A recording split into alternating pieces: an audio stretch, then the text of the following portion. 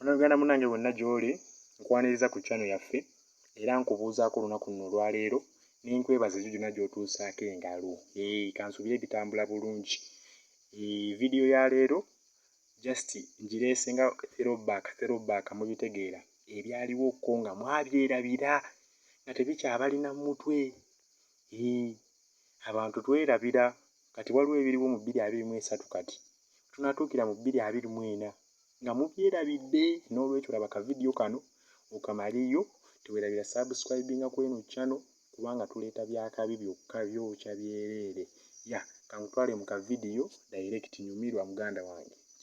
Mwenze neeraliikiridde mpulidde lockdown oluggwa mbewulira mbu lockdown oluggwa mbu tulinayo lockup. Bwe bagenda tusibira waggulu ng'ebiwundo tubeere benene nga tuli awo tetulina kyakkule. N'ebyana nabyo byagala musajja anyirira.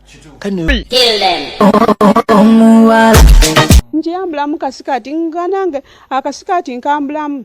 Anyoko. I wash my face about 8 times a day. Chobatwaba nti sinambala bebiki. You wash your face 8 times a day? Yeah.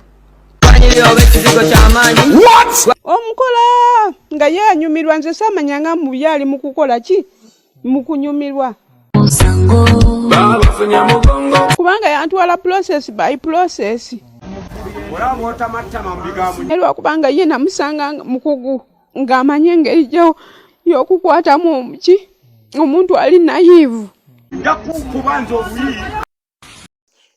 Kansuubire we mumutegedde yali Ssematimba, byonna ebyagwawo mwabitegeera era mubijjukidde kati ndowooza. Kati kambaleetere omulala wano. Ate yali wa muliro mungi nnyo. Museveni nsobola okutegekera Micho grounds ne twesanga gwe man to man twekuba.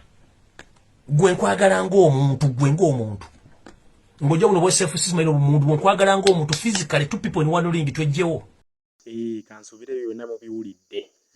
Kakati woba okyali ku eno video ng'okyagiraba kusaba busabi subscribinga omale oteekeko n'akadi ako ka notification yako ka mugaso nnyo. Subscribinga kati kubanga tulina tandikanga okukola video buli week ate content agenda kuba mulungi nnyo. Tugenda ku improvinga ne ku quality yaffe.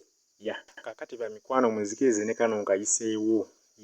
Online Entertainment TV nga yegatiddwako ne Yugi Online Media. Twakoze online radio station. No radio station eyitibwa Yugi Online Media. Genda bugenza okugukoyo wandikimu ekigambo Yugi Online Media.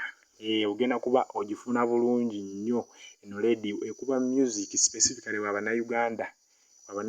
Naye naye newoba oyagala music gw'okumuplaying osobola mutusindike ne tumukubira live. Kitegeera? Kyekyo. N'olwekyo mujje mutusupportinge. Yugi Online Media yesinga. Followinga, likinga, kyekyo. Nze nvuddewo. Kitegeera? Webale kulaba video n'ogimalako paka ssaawa zino ng'okyagiriko.